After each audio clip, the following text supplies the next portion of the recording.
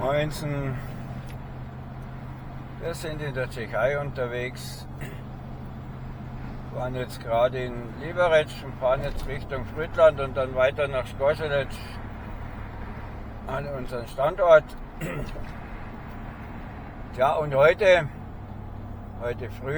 Vormittag, habe ich einen Rekord aufgestellt und der Truck läuft, als wäre er neu und da hat er kaum Rost. Ein paar, ja, unten am Rahmen gibt es immer wieder ein paar Flugroststellen, die tue ich aber immer vor dem Winter bearbeiten, die tue ich immer also ausbürsten und dann mit Unterbodenschutz und dann einölen, über den Winter einölen und nach dem Winter tue ich nochmal alles ordentlich sauber machen. Ja, und all die anderen Kleinigkeiten, wenn irgendwo was ist, tue ich natürlich gleich ausarbeiten, wenn man darf also nicht zu lang warten.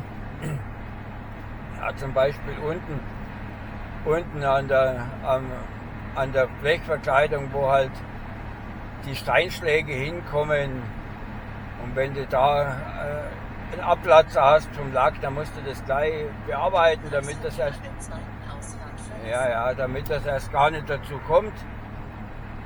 Aber ansonsten gibt es an der Karosserie rostmäßig nichts zu bemängeln.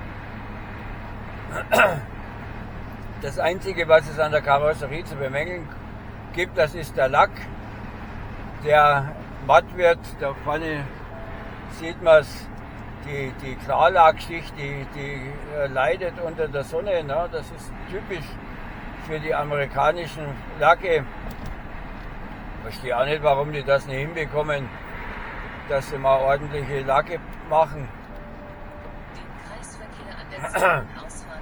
Aber technisch ist alles super. Ich habe nie größere Probleme gehabt. Ich habe jetzt vorigen Monat die Kraftstoffpumpe gewechselt, ne, aber wenn nach 400.000 Meilen kann man die schon mal wechseln. Ne, das ist jetzt nicht so irgendwie ein dramatisches Unterfangen, ne, also irgendwie ein dramatischer Mangel, wo man sagen müsste, was, nach 400.000 ist das Teil schon kaputt. Ne, aber kann halt mal kaputt gehen, muss ja auch viel arbeiten, das läuft die ganze Zeit. Ne. Das einzig Blöde dabei war, dass es ausgerechnet passiert ist, nachdem ich voll getankt hatte. Ne, und da waren halt die vollen 40 Gallonen noch drin, die mussten wir erstmal abpumpen dann, weil sonst kannst du ja zu zweit den Tank nicht heben mit dem Gewicht. Ne. Aber du musst den Tank ausbauen dazu, um da ranzukommen.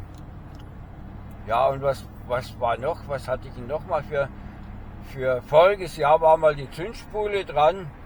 Aber das sind auch bloß ein paar Schrauben, ne? Und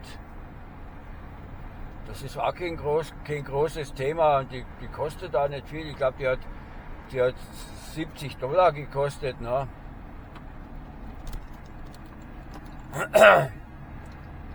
Und sonst immer alle Wartungen gemacht, wie es sich gehört. Ölwechsel immer rechtzeitig gemacht und auch beim Getriebe, ne, und Ölfilter und alles immer machen.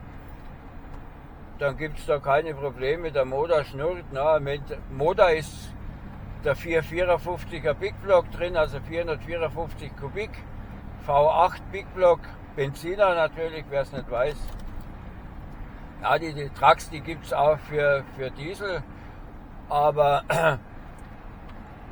Diesel, ich habe mich damals nicht für Diesel entschieden, weil ich fand den Sound vom Benziner einfach besser.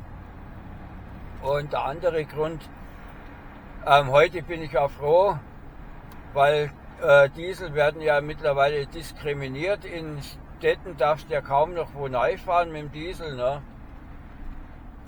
Und mit dem Benziner habe ich zumindest auf der deutschen Seite eine grüne Plakette mit Stufe 4. Und in der Schweiz und in Frankreich habe ich die orangene mit Stufe 3. Nur in Österreich bin ich auf Stufe 2 mit Rot eingestuft. Da darf ich kaum noch wohin fahren. Aber gut, Österreich war ja nicht viel. Also alles so, wo in der Gegend Wien und Graz, da brauche ich nicht hinfahren. Aber so Salzburg und Klagenfurt und Vorarlberg und so, da kann ich noch fahren. Aber gut, jetzt Österreich war ich jetzt nicht allzu oft. Ja, und da sind wir jetzt noch beim anderen Thema. Ich fahre natürlich viel, sonst die 444.444,4, die kommen ja nicht vom Rumstehen, da muss man natürlich auch viel fahren. Und ich war in schon vielen Ländern. Die weiteste Entfernung war mal bis Marokko runter. Und sonst alle anderen europäischen Länder habe ich auch schon durch, bin ich überall schon gewesen. Ich habe auf der Heckklappe so kleine Länderaufkleber, so, die sind so, ich glaube 7 cm breit und 3,5 cm hoch, so in etwa, ne? Und die darf man auch haben, die sind nicht verwechselbar mit den offiziellen Länderaufklebern, weil die ja größer sind.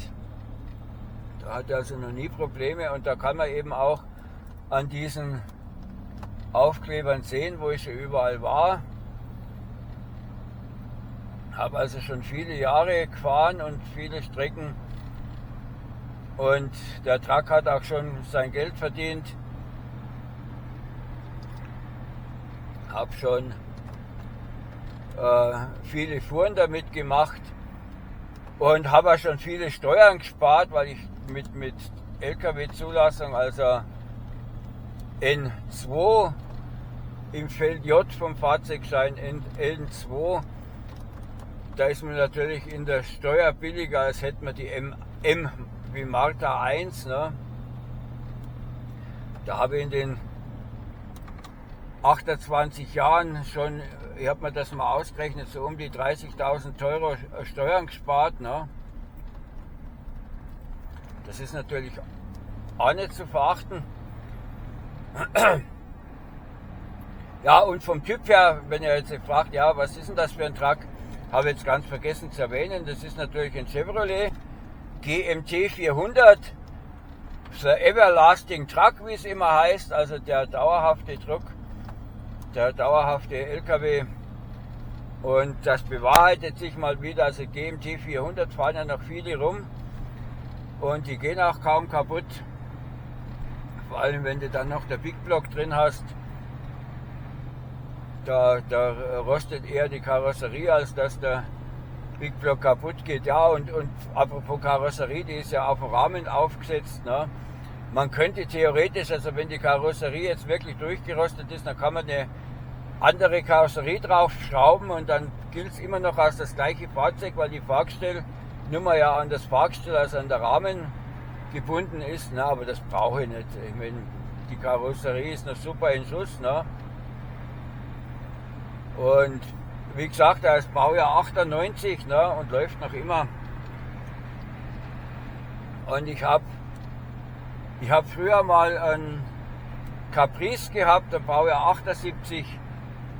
Mit dem habe ich auch 350.000 Meilen gefahren. Da war dann allerdings die Karosserie ein bisschen durchgerostet.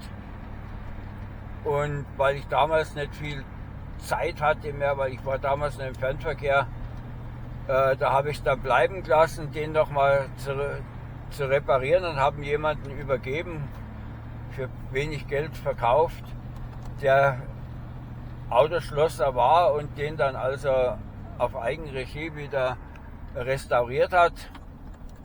Der läuft also auch noch und deshalb bin ich auch begeistert von Chevrolet. Ich habe alle Chevrolets, die ich bisher hatte, mit vielen Meilen gefahren und mit wenig Reparaturen, abgesehen von den üblichen Verschleißteilen natürlich, die man immer wieder mal wechseln muss,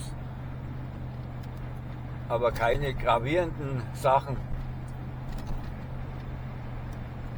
Naja, die hintere Stoßstange habe ich bei dem letztes Jahr hier gewechselt auch, weil da hatte ich früher keine Schmutzlappen an der Hinterachse und da sind ist über der ganze Schnee und Schmutz und da hinten hat sich der dann unter der Stoßstange festgebacken und dann dafür gesorgt, dass die durchgerostet ist, aber die hat dann $200 gekostet und alle 27 Jahre mal $200 für eine Stoßstange ausgeben, also das ist jetzt auch nicht so übermäßig Reparaturausgabe, ne?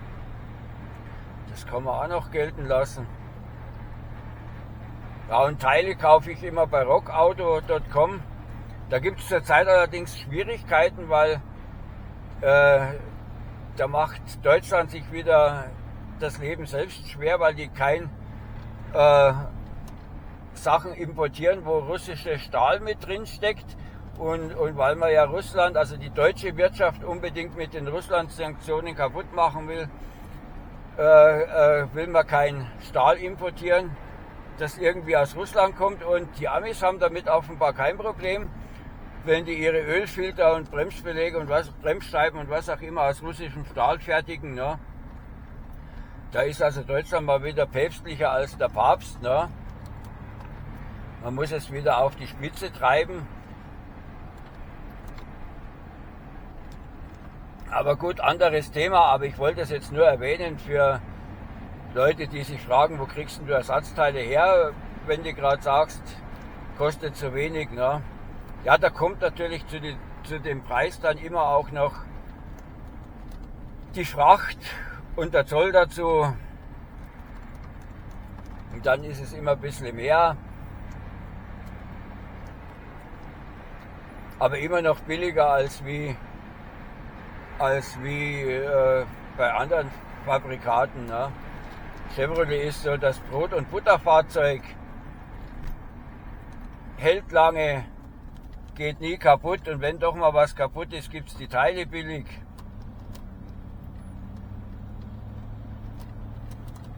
Ja, was das bei den neueren Fahrzeugen dann, ob das da immer noch so ist, kann ich jetzt nicht beurteilen, weil die habe ich nicht. Wie gesagt, meiner ist Baujahr 98. Und solange der noch läuft, kaufe ich mal keinen anderen. Warum?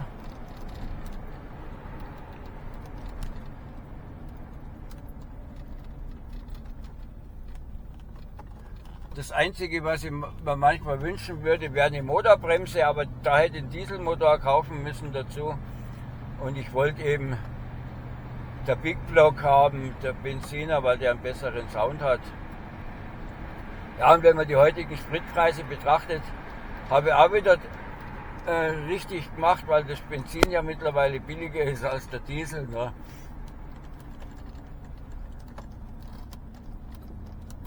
Ja, und noch ein Wort zur Gas Mileage, weil da könnt ihr jetzt euch eure dummen Kommentare gleich sparen. Also im Normalbetrieb, also jetzt so wie hier, jetzt fahre ich ohne Anhänger und die Ladung habe ich auch schon abgeliefert. Da schafft er dann so 17, 18, manchmal sogar 19 Miles per Gallon, also 19 Miles per Gallon schafft er nur auf der Autobahn. Und so im Stadtverkehr sind es dann so um die 16 Miles per Gallon. Ne? Ist natürlich klar, wenn jetzt ein Anhänger dran hat und ich habe vorne auf 4,5 Tonnen ausgeladen und der Anhänger wiegt auch nochmal 4 Tonnen, dann schaffe ich natürlich vor allem auf so einer Strecke, wo viel bergauf und bergab geht, die 19 Miles per Gallon nicht. Da sind es dann vielleicht nur 13. Aber da verdient er dann auch Geld, na, wenn ich mit Anhänger unterwegs bin. Und da gleicht sich das dann auch wieder aus. Und wenn ich so ohne Anhänger fahre, schaffe ich mit einer Tankfüllung, also mit die 40 Gallonen, dann über 700 Meilen. Und das ist doch okay soweit. Ja, und damit verabschiede ich mich jetzt erst einmal, weil das Wesentliche ist dazu gesagt. Und da wünsche ich euch noch einen schönen Tag und tschüss.